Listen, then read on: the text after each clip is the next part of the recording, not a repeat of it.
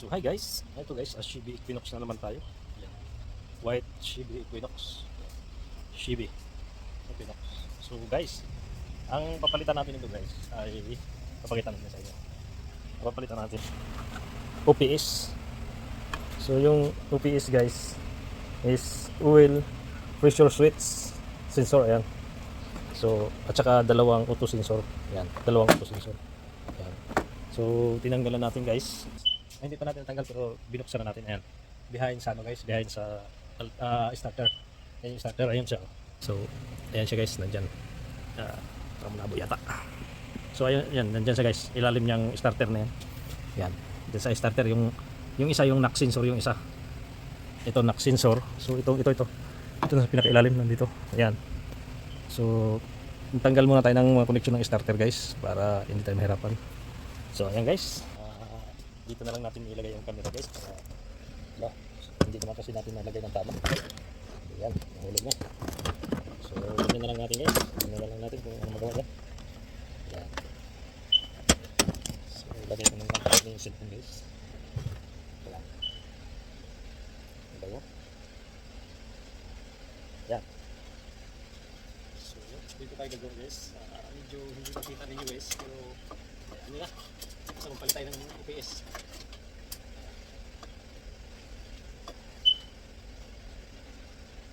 Yan. So ang gamitin natin guys ay ito siya. Bali ito siya. So itong ano na to, pang OPS talaga to. Pang pressure sensor talaga to. Yan. So yun guys. Subukan natin ilagay.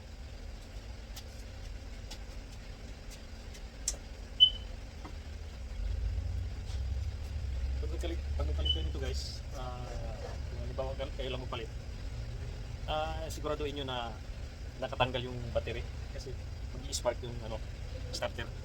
So kailangan nakatanggal yung battery guys. Ayan guys, tanggalin natin. So hindi na ninyo makita yung tanggal pero ayan nila. At least nakita nyo na tanggal tayo. So ayan guys.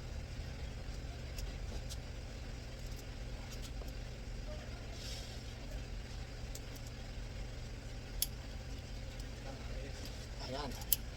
So ayan guys. Huwag na. Minsan guys, tutuloyin yung dyan. Nag-win sila sa nito guys. Minsan tutuloyin. Win. Minsan din.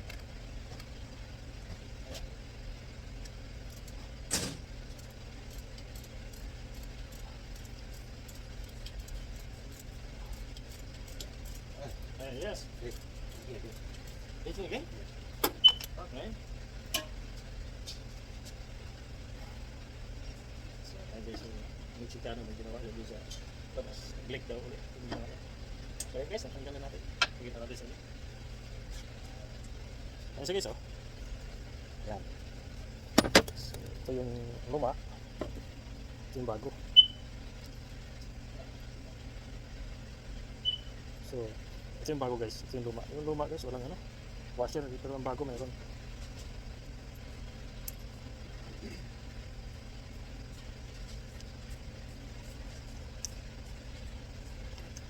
Make sure lang natin guys na pareha yung connection. So baka mamaya ay mahirapan na naman tayo. So ayan guys, parehas na parehas siya. Parehas siya pero dito lang siya nagkaano sa dito lang sa thread kasi mas maraming thread to. Ito konti lang. Pero okay lang yun. At least parehas siya. Guys, balik ko ulit guys.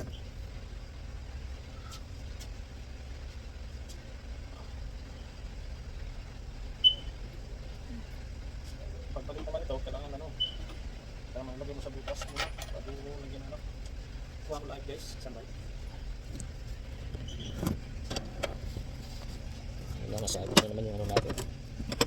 So, lagyan natin mga bugot dyan. So yan guys, buhat natin yung isang live.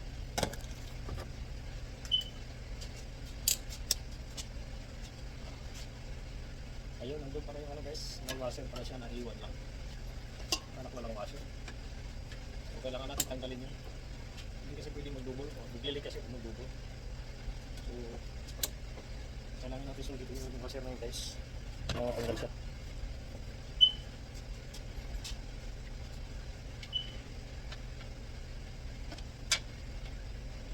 Hindi kasi pwede mag-double kasi mag-leak siya.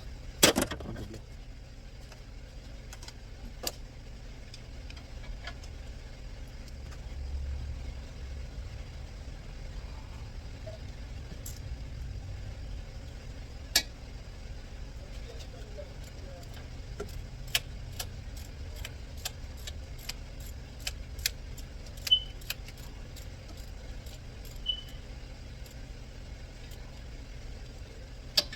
guys, gamitan natin ng maliit na ano guys, kasi ano siya sa ano, baka mag ano siya guys, tanggalin natin siya. Yan. Baka kasi guys mag-loose thread siya, so gamitan natin mas maiksi. Yan na. Pinisip ko guys. Ayan. So ayan.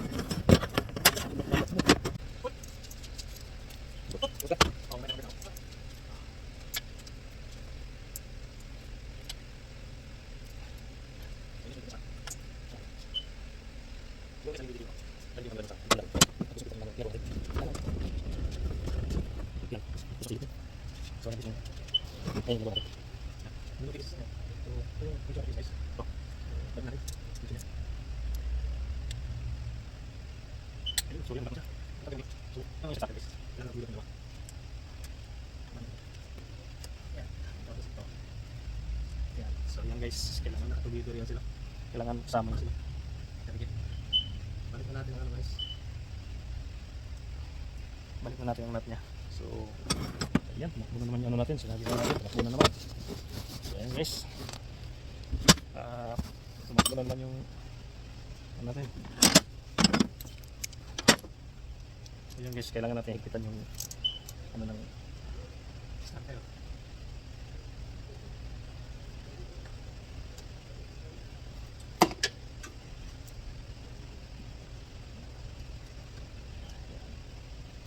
So don't forget guys, yung ano, kailangan tandaan nyo yun. Pag nagpalit kayo ito, tanggalin nyo talaga yung battery kasi mag-i-spark talaga dito. Kapag dumikit yung mga ganito, dumikit sa dalawa, starter to bakal, to metal, talagang mag-i-spark yan. So kailangan tanggalin nyo talaga yung battery.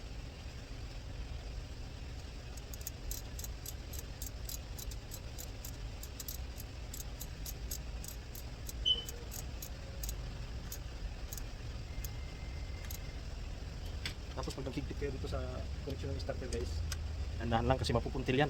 So, mababalik to. Pag nilakasan mong higpitan yun, mapupuntil to. So, wala na, masisira yung starter.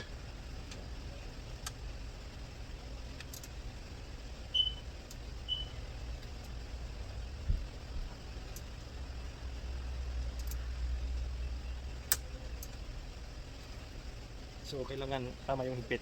Galaw-galawin yung connection na hindi siya maluwag. Ito, yung connection niya, hindi siya maluwag.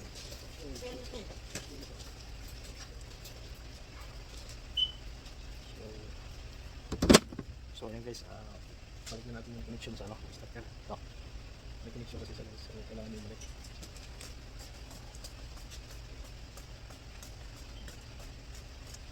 So ayan, balik natin. So siyempre guys, napaka-daming oil niya. Tapos mo siyang ikabit yung UPS, linisan natin guys. Siyempre sprayhan natin ng brake clean para malinis siya. So ibalik na rin natin yung ano nyo guys, ano yung pan, kasi kinensel na rin natin to. Yan, wala na siyang oil, wala na tumutulo. So ilagay na natin. Yan, ipitan na rin natin guys para hindi makalimutan.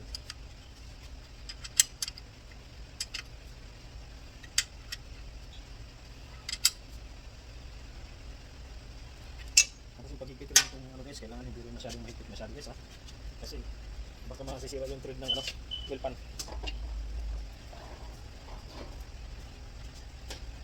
So sa paggawa guys, laging mag-iingat sa ginagawa kasi isang pagkakamali lang takay. Yari tayo. Yan. So guys, sprayhan natin ng ano guys, sprayhan natin ng brake clean. Linisin natin.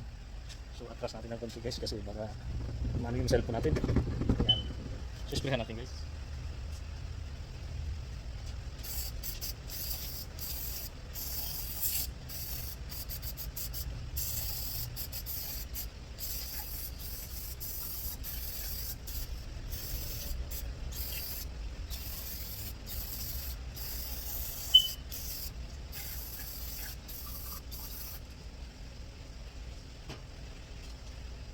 So ang paglagay mamaya ng kailangan guys nakatapon yung ano mo kasi brake clean makakasiwa sa baga yun.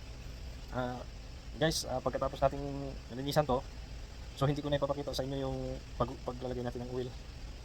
Yung ipapakita ko na lang sa inyo yung paglagay ng sensor mamaya, auto sensor. Kasi hindi lagyan na natin guys kasi nandito naman na siya eh. Ito makita nyo.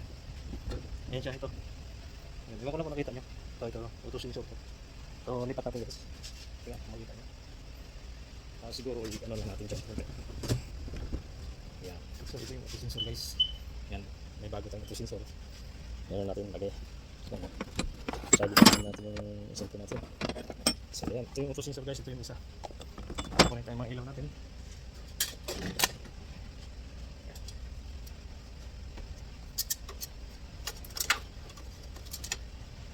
So, ayan po siya guys.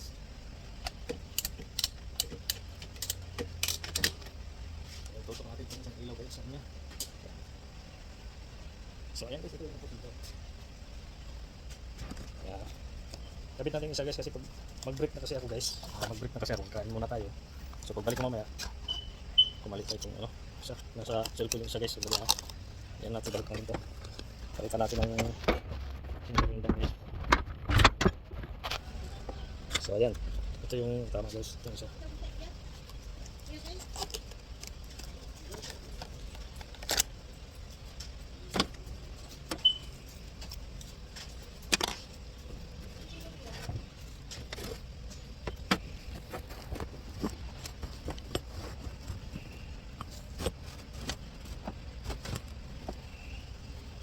So ayan, so guys, ito yung tama, ito yung isa. Ayan. So ilagay na natin guys, ayan. Kita nyo.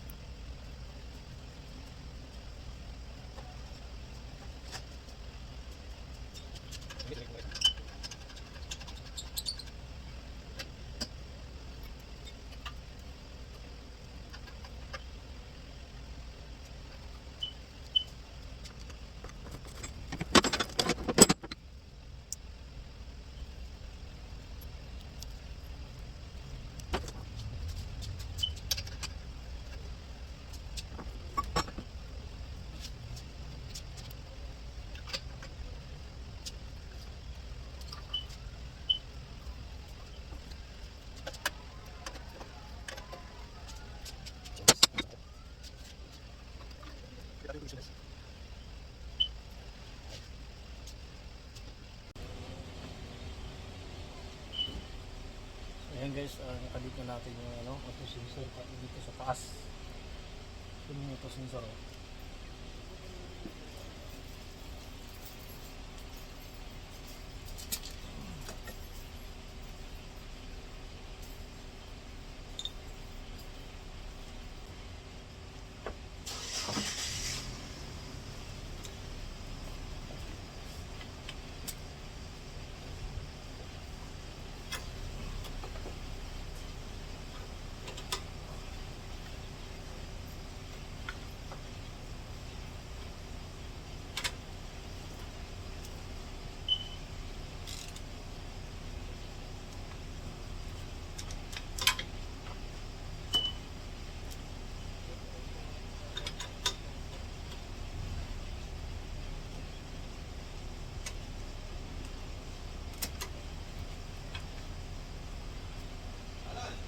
Yes. Yes. What? Hey, Hey.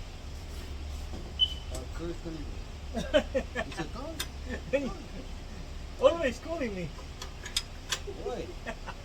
Oh, that's William brother. Oh, That's William brother, man.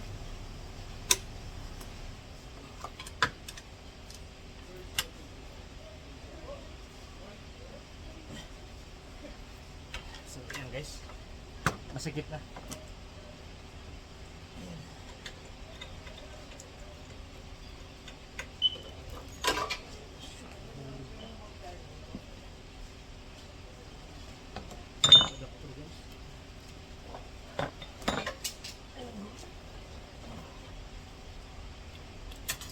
So yun guys, ito siya oh.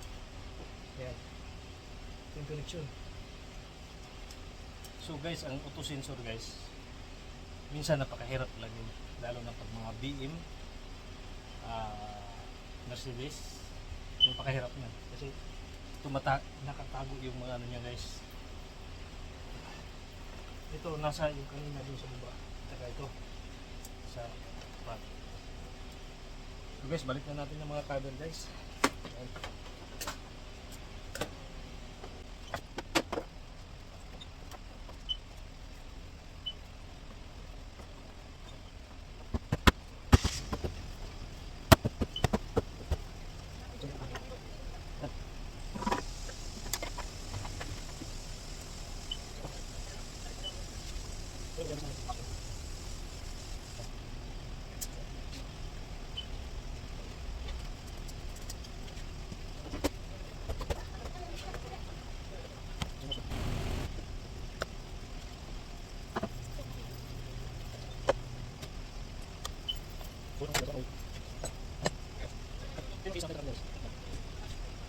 Base lang.